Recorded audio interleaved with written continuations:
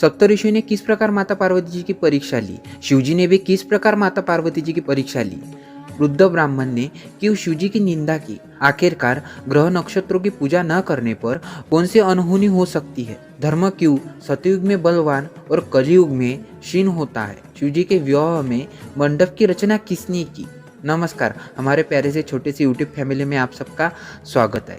शिवपुराण की कथा कहती है, जब माता पार्वती जी शिवजी की प्राप्ति के लिए तपश्चर्या कर रही थी, तब सभी देवताएं पार्वती जी की तपश्चर्या की वजह से त्रस्त हो गए थे। श्री हरि, ब्रह्मदेव, सभी देवताएं शिवजी को प्रसन्न होने के लिए विनती करने लगे। शिवजी ने पार्वती जी से विवाह के लिए विनती स्वीकार की और सभी देवताओं को अपने स्वस्थान जाने के लिए कहा।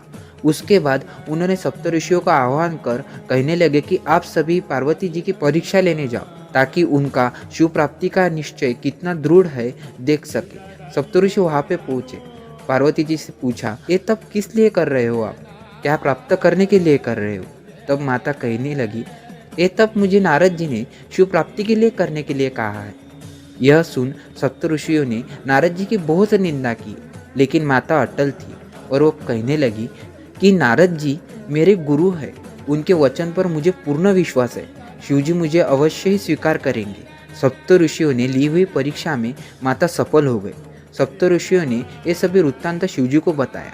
शिवजी ने स्वयं परीक्षा लेने के लिए ब्राह्मण वेश धारण कर हाथ में काठी और छाता लेकर परीक्षा लेने पहुंचे। उन्होंने पार्वती जी को उनके बारे में पूछा। उन्होंने सब कुछ बताया और कहने लगे कि अब मैं अग्नि में प्रवेश कर पुनर्जन्म में फिर शिवजी की प्राप्ति के लिए तप करूंगी। उन्होंने अग्नि में प्रवेश किया, लेकिन उनके तप के कारण और शिवजी की कृपा से उन्हें कुछ भी नहीं हुआ।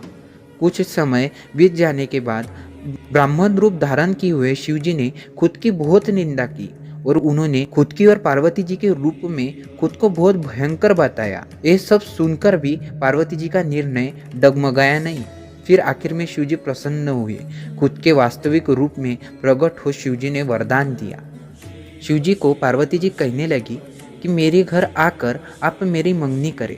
जब दक्ष ने शिवजी और सती का विवाह करवाया, तब उन्होंने ग्रह की पूजा नहीं करवाई।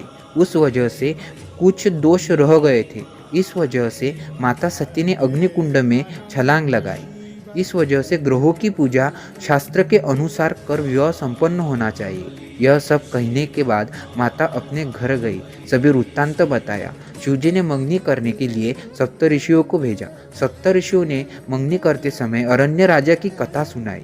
अरण्य राजा को अनेक पुत्र थे और एक पद्या नाम की कन्या थी। उनका विवाह पिपलाद ऋषि से करवाया। एक दिन धर्म ने सुंदर पुरुष रूप धारण कर परीक्षा लेने गए।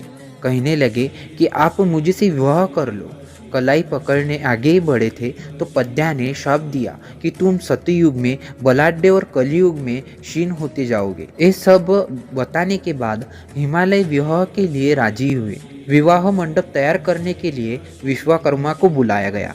एक विस्तीर्ण सभा मंडप और सुंदर वेदी तैयार करने के लिए कहा। शिवजी का विवाह धूमधाम से संपन्न हुआ। अगर आप लोगों को इस वीडियो से कुछ भी नई इन्फॉर्मेशन मिली हो तो इस वीडियो को लाइक करना ना भूलिए। अगर आप हमारे फैमिली में नए हो तो हमारे फैमिली की एक रीत है सब्सक्राइब बटन पर क्लिक लेकर इन्फॉर्मेटिव वीडियो देने की, तो इसलिए सब्सक्राइब बटन पर क्लिक करना ना भूलिए। फैमिली में आई हुई नई इन्फॉर्मेशन को जल्द से जल्द जानने के लिए बेल आइकन पर क्लिक करना ना भूलिए। महाशिवरात्रि की हार्दिक शुभकामनाएं। ओम नमः शिवाय।